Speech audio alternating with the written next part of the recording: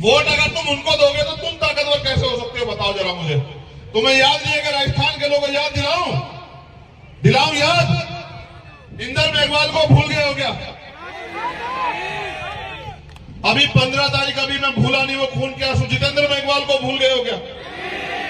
ओम प्रकाश रागर को भूल गए हो क्या? जब उनका परिवार मुझसे मिलता है, तीनों का परिवार, तो जैसे गले लगा के चिंगाड़ कर होता। बताओ उनको क्या जवाब दूं कि मेरा समाज गुलामी छोड़ना नहीं चाहता? क्या जवाब दूं उनको, बताओ क्या जवाब दूं इंदर मेघवाल के पिताजी को, जिसपे उसके बाद भी हमला हुआ उसके चाचा पे, और मुख्यमंत्री तमाशा देख रहा था बैठ के? बताओ क्या जवाब दूं जितेंद्र मेघवाल को कि सरकार ने जो वादा किया वो वादा पूरा नहीं किया, सिर्फ मूछे रखने में मेरे भाई की हत्या हुई। आज भी वो परिवार है सुरक्षा के माहौल में, उनके लाइसेंस अब बने 1 साल बाद। बताओ क्या जवाब दो ओम प्रकाश रागर को कि जिसने उससे उसकी जान छीन ली, उसको जेल नहीं भेजा, मुख्यमंत्री ने उसको बचाने का काम किया। इस सरकार का भरोसा लड़ोगे? इनको रहनुमा मानते हो? इनसे उम्मीद करते हैं ये तुम्हारी गुलामी बेबसी काटेंगे। आज के बाद राजा जो है वो बैलेट बॉक्स से तैयार होगा, आपकी वोट से तैयार होगा। और इस बात को हमारे रहबरों ने, महापुरुषों ने समझा। मान्यवर काशीराम साहब गांव गांव गली गली गए और 4200 किलोमीटर की यात्रा करके अपने समाज को वोट की शक्ति समझाने का काम किया। अगर समाज समझदार होता तो जिस दिन बाबा साहब अम्बेडकर ने वोट का अधिकार दिया था उसी दिन वो राजा बन जाता, उसी दिन वो राज सत्ता पे काबिज हो जाता। लेकिन क्योंकि समाज समझदार नहीं है, इसलिए इतने रहबरों को अपना घर बार, अपना परिवार, अपना सुख चैन छोड़ के समाज को जगाने के लिए निकलना पड़ा। आज भी हालात वही हैं। हमने अपनी वोट के ताकत को नहीं समझा, अपनी वोट की वैल्यू को नहीं समझा। हमारी वोट पे दूसरे लोग राज कर रहे हैं। उन्होंने नारा दिया कि वोट हमारा, राज तुम्हारा, नहीं चलेगा, नहीं चलेगा। आज भी वोट इस देश के कमजोर शोषित वर्ग के पास है, लेकिन राज किनका है? जिन लोगों के पास साथ हम हजारों साल से पीड़ित थे, उन्हीं का राज भी आज इस व्यवस्था पे है। मैं आपको भादरा ये बताने के लिए आया कि अगर करो मरो की स्थिति पैदा हो चुकी है देश के अंदर। मैं याद करता हूं शहीद आजम भगत सिंह को, राजगुरु जी को, सुखदेव जी को, उनकी शहादत को।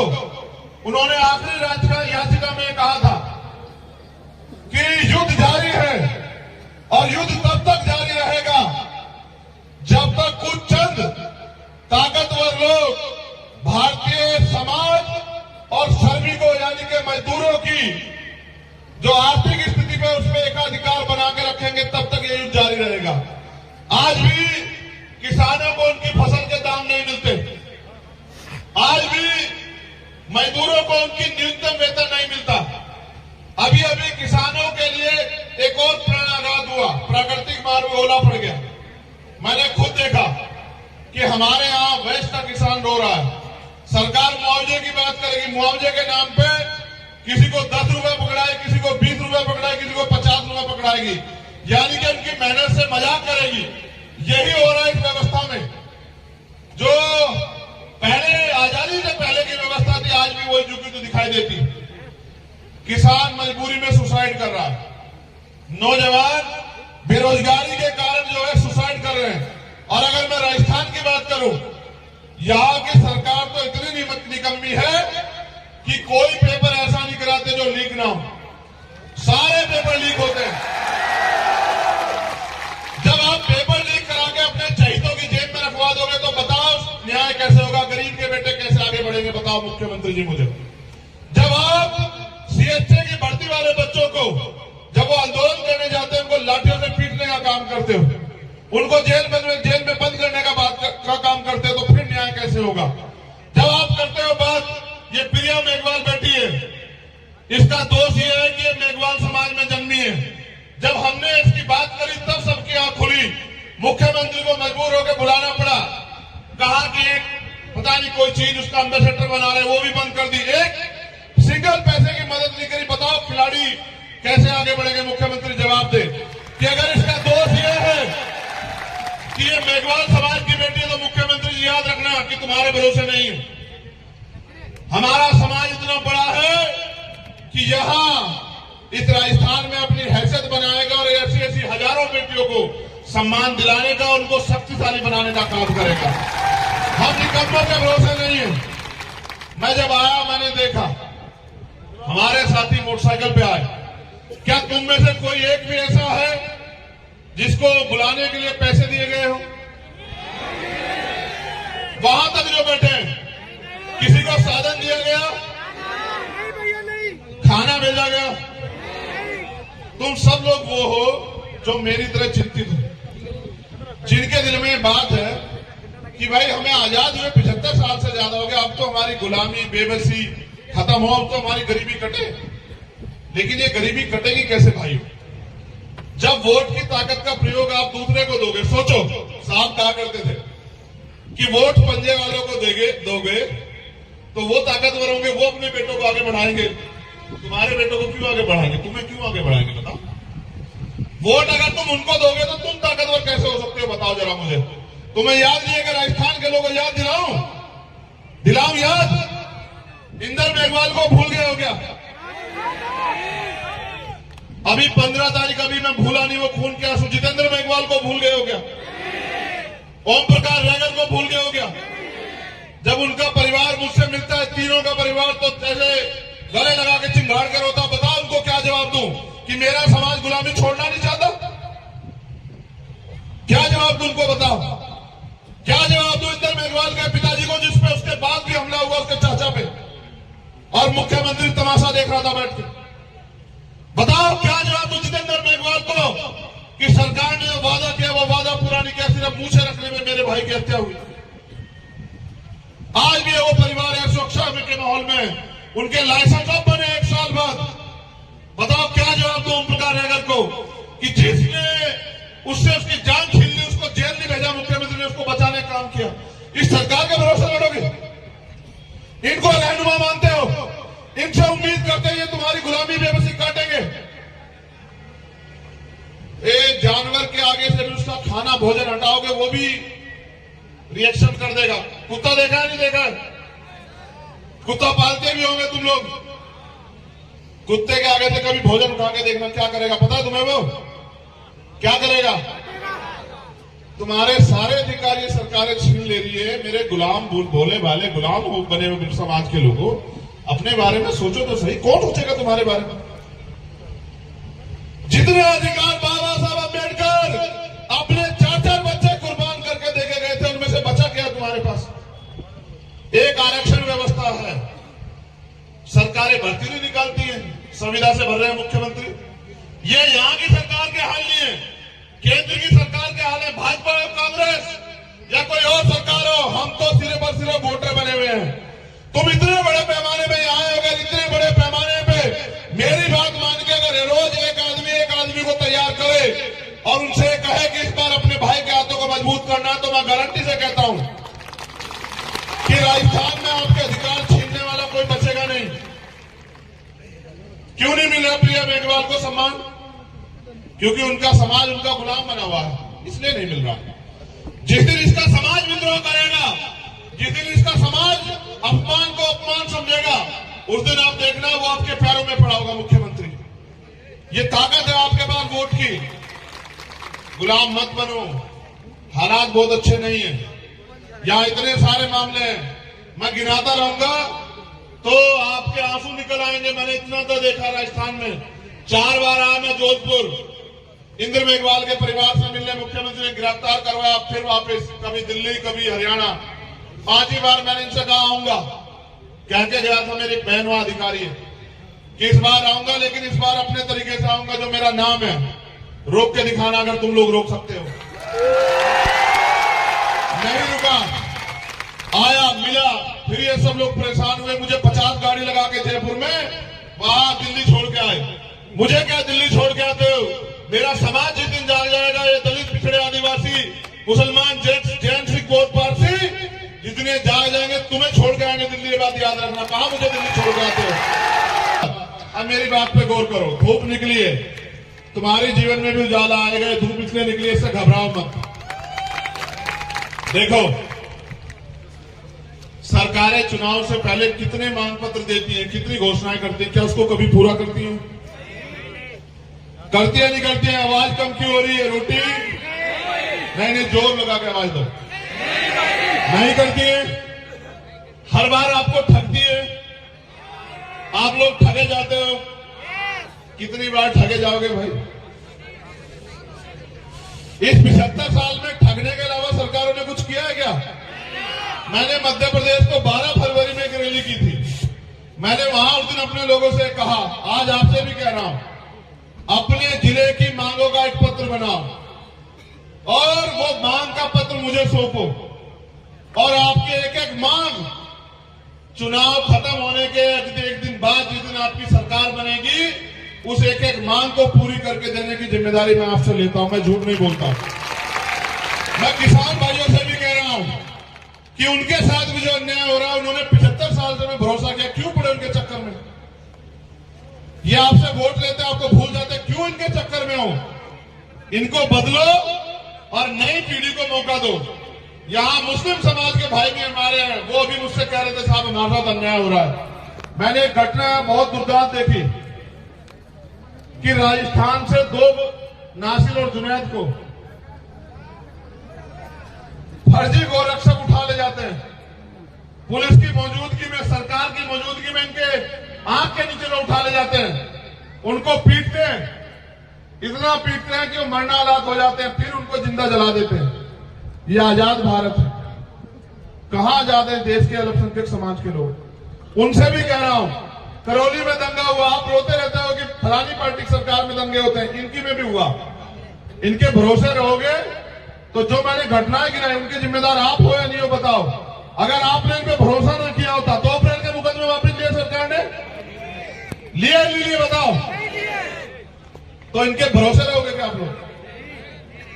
इसलिए आपसे कहने आया, जरूरी नहीं, जिंदगी का कोई पता नहीं है कब जीवन का आखिरी पल हो, लेकिन जिस तरह से हमारे शहीदे आजम और उनके साथी जिए, उसी तरह से जीना है। अगर कल की मौत आती, आज आ जाए, लेकिन स्वाभिमान, सम्मान और आपके अधिकारों से समझौता बिल्कुल नहीं होगा, किसी कीमत पे नहीं होगा। और जो गुलामी, बेबसी, गरीबी, लाचारी, अन्याय, अत्याचार के साथ आप जीवन जी रहे, उसका भी खात्मा होना जरूरी। और ये खात्मा आपकी वोट की शक्ति से हो सकता है। साहब कहते थे, जिस कौम को मुफ्त के खाने की आदत हो जाती है, वो कौम कभी तरक्की नहीं कर सकती।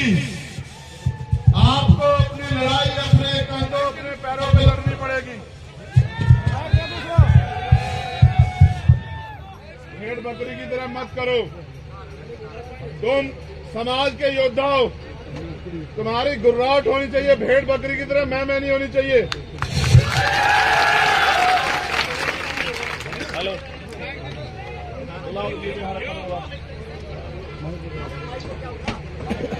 मेरी आवाज कहां तक आ रही है बताओ? सुनो,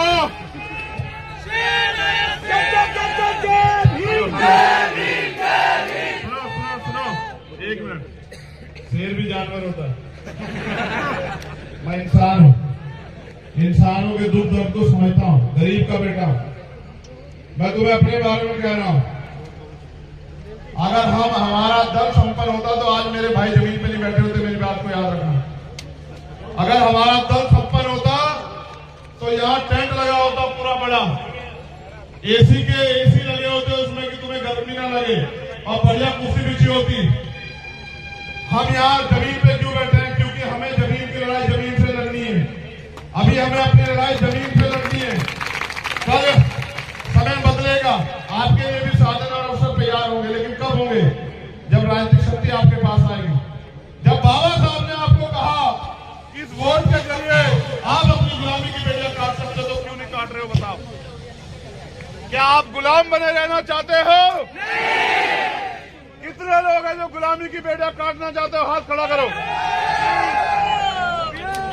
वो जो उधर खड़े हैं वो गुलाम रहना चाहते हैं क्या? दोनों हाथ खड़े करो जो लोग गुलामी की बेड़ियां काटना चाहते हैं। देखो, हमारे पूर्वजों ने लड़ाई लड़ी। क्यों भाई, तुझे किसी ने पैसे वैसे दे दिए क्या हमारे खिलाफ? राजनीति में इसलिए नहीं आए कि हमें महल बनाने हैं, जमीनें खरीदनी है। हम राजनीति में इसलिए आए क्योंकि हमारे लोग राजनीति का शिकार हो रहे हैं।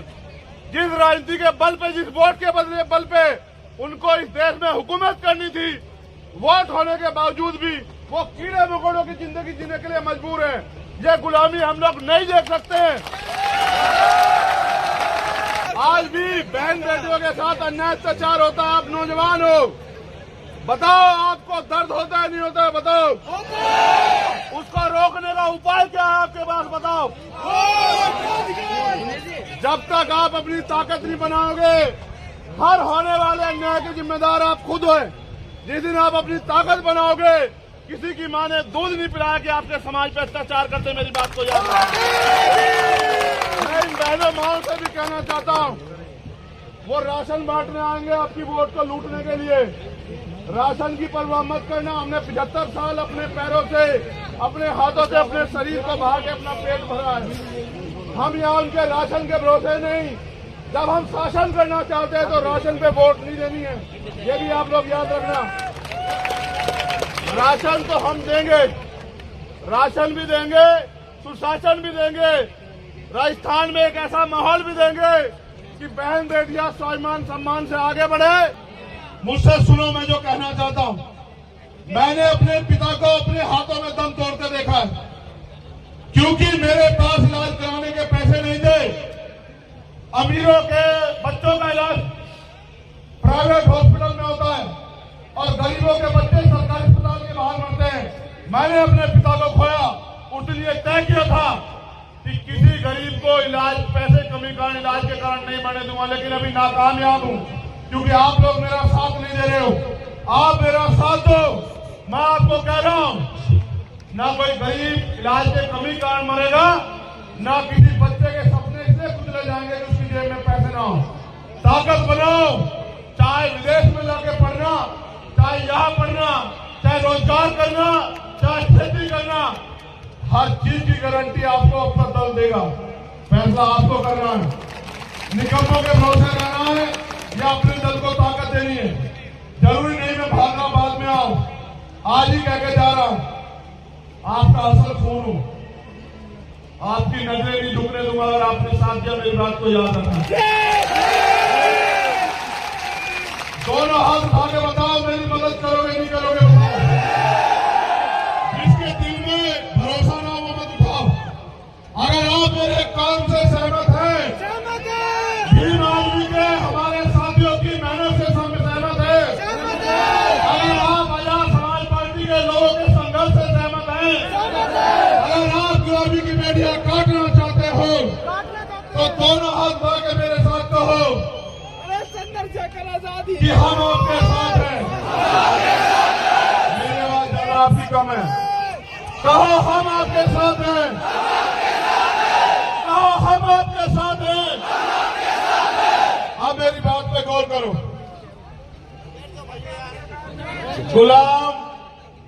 गुलाम होते हैं। हमारे महापुरुष संविधान में हमें अधिकार दे गए। और एक बात उन्होंने कही थी, बाबा साहब अम्बेडकर ने, मेरे मरने के बाद मुझे मराबा मत समझना। जब तक संविधान जिंदा है, मैं जिंदा हूं।